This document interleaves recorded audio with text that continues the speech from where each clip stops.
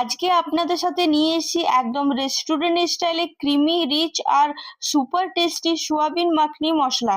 যারা ভাজা রেসিপি খেতে ভালোবাসেন তাদের জন্য একটা একদম পারফেক্ট। নরম সোয়াবিন আর ক্রিমি মাখনি গ্রেভিটা এত দুর্দান্ত যাতে আপনারা রুটি সাথেও কিন্তু এটা পরিবেশন খেতে পারবেন। সবকিছু সাথে মজাদার লাগে। তাহলে চলুন শুরু করা যাক এই সোয়াবিন মাখনি একদম রেস্টুরেন্ট স্টাইলের। তার জন্য এখানে আমি সোয়াবিনটাকে আগে থেকে গরম জলে ফুটিয়ে নিয়েছিলাম একটু সামান্য লবণ দিয়ে। আর এরপর সোয়াবিনের গায়ে যে জলটা থাকবে সেটা হাতের সাহায্যে নিংড়ে আমরা বার করে নেব, এখানে একটু যাতে জল না থাকে। এরপর একটা ড্রাই মশলা তৈরি করব। তার জন্য একটা ফ্রাই প্যানে 1 চামচ গোটা জিরে, 1 চামচ গোটা ধনে, একটা এলাচ, 4-5টা গোটা গোলমরিচ, 2টো এলাচ, 3-4টে লবঙ্গ আর একটা শুকনো লঙ্কা অ্যাড করে লো টু হাই মিটার সময়ও লাগবে না। দেখুন এখানে আমার খুব সুন্দর কিন্তু ভাজা হয়ে গেছে। এরপর একটা শুকনো পাত্রে আমি এটা তুলে রেখে নেব। আর ঠান্ডা হয়ে যাওয়ার পর আমি একদম ড্রাই রোস্ট করে নেব। আর একটা মশলা তৈরি করব, তার জন্য 8 থেকে 9টা কাজু নিয়ে নিয়েছি আর তার সাথে টক দই দিয়ে ভালো করে মিহি করে একদম পেস্ট তৈরি করে নেব। আপনারা চাইলে কাজুটাকে কিছুক্ষণের জন্য গরম জলে ভিজিয়েও কিন্তু রাখতে পারেন।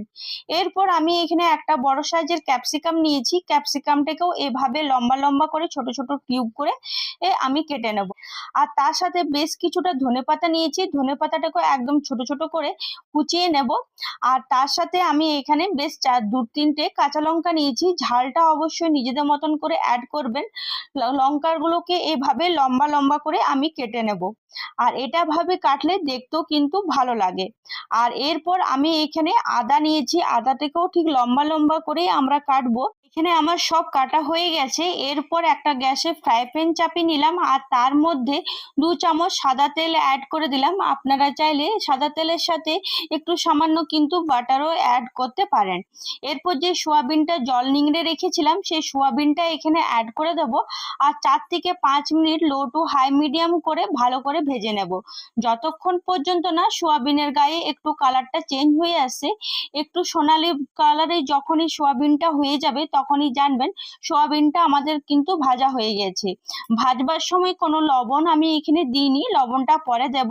এখানে দেখুন সোয়াবিনটা খুব সুন্দর একদম লাল লাল করে ভাজা হয়ে গেছে।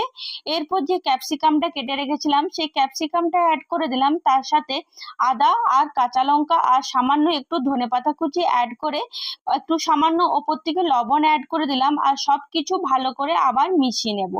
ক্যাপসিকামটা একটু নরম হয়ে গেলে আমাদের এই ভাজাটা কিন্তু কমপ্লিট হয়ে যাবে।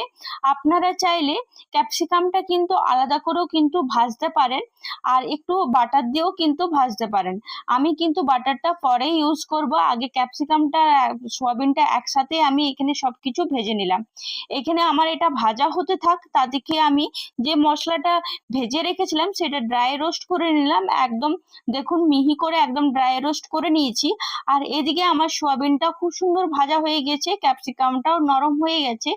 এরপর দই আর কাজুর যে পেস্টটা আমরা তৈরি করে রেখেছিলাম সেই দই আর কাজুর পেস্টটা এখানে অ্যাড করে লো টু হাই মিডিয়ামে ভালো করে নাড়াচাড়া করে নেব। যখনই দইটা অ্যাড করবেন তখন অবশ্যই গ্যাসের আঁচটা লো করে রাখবেন। আর এখানে 2-3 মিনিট ভালো করে নাড়াচাড়া করে নেওয়ার পর আমি যে মশলাটা ভেজে রেখেছিলাম সেই মশলা ভাজাটা আমি এখানে সবটাই অ্যাড করে দেবো। এই মশলা ভাজার জন্যই এই রেসিপিটা এত দুর্দান্ত হয়, একবার এই পদ্ধতিতে না করলে একদমই বুঝতে পারবেন না। আর ওই মিক্সি মাটির মধ্যে একটু সামান্য জল দিয়ে ওই জলটা এই সোয়াবিনের মধ্যে অ্যাড করে আবার 2-3 মিনিট ভালো করে একসাথে সবকিছু মিশিয়ে নেব। এখানে আমার 2-3 মিনিট ভালো করে সবকিছু মেশানো হয়ে গেছে। আর লো টু হাই মিডিয়াম করে 4 থেকে 5 মিনিটের মতন একদম ঢাকা দিয়ে রেখে দেব।